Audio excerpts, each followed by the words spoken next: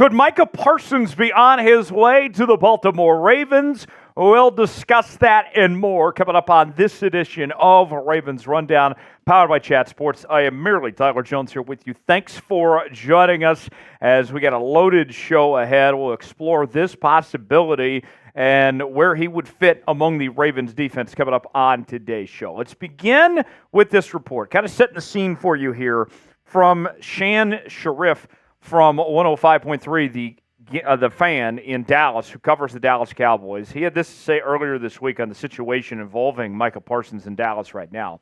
I've heard from way too many people this offseason. I'm talking about at least 4 different people have told me that Micah has worn thin there.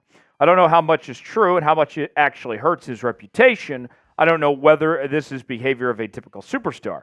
I don't know how damaging it is, but all I do know is this. I've heard from way too many people that if Micah Parsons was out of there, there would be a decent amount of people inside the Ford Center at the Star in Frisco smiling and breathing a sigh of relief. So, you're saying there's a chance that the Cowboys do ultimately move on from Micah Parsons, that at least there's some discomfort, some disconnections in the building, if you will. And think about this, too. This is a situation we've seen with the Dallas Cowboys this year where they say they're going all in, right? So this is kind of just the start of this. I wouldn't expect anything immediate, but if the Cowboys don't have the season that they think they're going to have, if they have another disappointing January like the rest of us continue to laugh at, then I think they're cleaning house. I think McCarthy's gone, Dak is gone, and they probably see what they can get from Micah Parsons at that point. And then on top of that, too, we have seen some unexpected trades in the National Football League over the last 2 seasons that really just came out of left field of some big-name players where teams unloaded contracts and got picks what they could, especially teams that were kind of rebuilding of some sorts. Just last week, we saw the Buffalo Bills move on from Stephon Diggs and only got a 2nd-round pick out of it. Gave up a 5th and a 6th as well. You go back to the Tyreek Hill trade a couple of years ago with the Kansas City Chiefs, and worked out well for the Chiefs. They still won 2 Super Bowls since Tyreek Hill got traded, and Tyreek Hill got paid. One of the few win-win type trades of sorts, if you will, for both sides. You look back the Russell Wilson trade with the Seattle Seahawks a couple of years ago. The Seahawks said they were done with Russ, didn't want to pay him anymore, got a boatload of picks out of it, and the Broncos dealt with a disaster on their hands afterwards. Even another trade that comes to mind, we saw the Raiders and the Packers with the Davante Adams deal just a couple of years ago as well. The Packers have since recovered. They were in the playoffs this past year, won a playoff game. The Raiders got a star receiver, but they haven't really done much with Davante Adams there. I'll say this. I don't think Mike is getting traded tomorrow. I do think, though, that 2025 is a realistic possibility that we could see Micah Parsons be dealt, and potentially a team like the Baltimore Ravens would be a suitor that makes a ton of sense. I'll tell you why here in just a moment. But first, let's ask you in our pinned comment today, do you want to trade for Micah Parsons? Y for yes, N for no. Why in the comment section, let us know what you think on our pinned comment today. Y for yes, N for no. Today's show is sponsored by Prize Picks. Prize Picks is the place to go for daily fantasy made easy. Here's how it works. Choose 2 of our players on any given category. Get the choice of more or less, whether you're talking fantasy points in NASCAR, rebounds in basketball, maybe it's home runs in baseball, goals in hockey, all sorts of different categories to choose from. And I'm looking ahead to the Masters this weekend, as I got to tell you, I love the Masters, tradition unlike any other. And kind of a look ahead of sorts, if you will. Phil Mickelson, less than 2.5 birdies or better. Victor Hovland, more than 3.5 birdies or better. Let's say I put $20 down, both these hit. That's turning into $60 on Prize Picks. Play along with me. PrizePicks.com/CLNS. Promo code CLNS for a $100 deposit match on your first purchase. The link is in the comments and description of today's video. Play along with us today. PrizePicks.com/CLNS. Promo code CLNS. More on Micah Parsons. This is somebody that is, without question, the best player at his position in the National Football League, and he's really just getting started.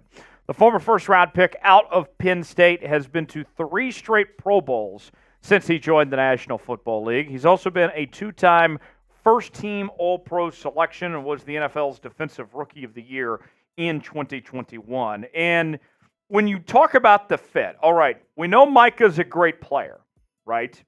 But what about what he would bring potentially to the Baltimore Ravens defense? I would say that when you look at the Baltimore Ravens, comparing them to the rest of the National Football League, nobody does a better job of developing edge rushers and getting the most out of their pass rushers the way the Baltimore Ravens do. I know that Mike McDonald is in Seattle now, but don't think that theme is going to change with Zach Orr calling the shots. It's still going to be the same system in place. They're still going to coach guys up the same way they've done before. And if you think Micah Parsons has been good in Dallas, wait till you see what he could do in this Baltimore Ravens defense, playing alongside Roquan Smith and others. He would thrive in Baltimore. I think he would take his game to even another level, quite frankly. Last year, the season that he wasn't an All-Pro somehow, which is beyond me, still had 14 sacks, 18 tackles for loss, 1 forced fumble, and 64 tackles. He was fantastic in 2023. And you compare him among the top pass rushers in the NFL over the last 2 seasons, he's right up there. He's 3rd in sacks, just behind Nick Bosa and Myles Garrett, with 27.5 in the last 2 years. 31 tackles for loss, 4 forced fumbles. He has been very, very good. And think about this, okay? You may be asking, what's it going to cost? What's the trade look like to get a deal done? I project this. It's expensive, but it can be done. 2 first-round picks, 2025 and 2026, and a 2026 second-round pick. Now, the silver lining for the Baltimore Ravens here is they already have a franchise quarterback. Teams that don't have a franchise quarterback can't make a deal like this. You can't mortgage your future if you don't have the franchise quarterback. Well, you got the MVP of the league, and you got him on a brand-new multi-year deal for the next 5 years. So with the Ravens in win-now mode, you can take some risk to try to put you over the top, like a potential move for Micah Parsons would do if you did this next year. And think about this as well. You look at the National Football League. The most successful teams in the NFL are those that invest in pass rushers, that invest in multiple pass rushers. You can never have too many. And so if you bring in a guy like Micah Parsons into the table, then I'm going to look at bringing more guys, and we're going to make everybody better and lift up this entire defense. It helps out everybody having a guy like that involved. You look at the linebacker room right now for the Baltimore Ravens. Kyle Van Noy is back this upcoming season, but can't expect him to be a long-term solution as old as he is. Adafe always got some question marks. We haven't seen a David Ajabo stay healthy. I mean, there's no obvious answer here that says, well, because we have this guy, that we shouldn't pursue Micah Parsons. That's not the case at all. There's nobody on this roster that says because you have this guy, you can't go get Micah Parsons. So for me, I think it makes a ton of sense, and now we'll wait and see if the Ravens can pull that off in 2025. How about this offseason, though? Who's a player the Ravens should add for the immediate future?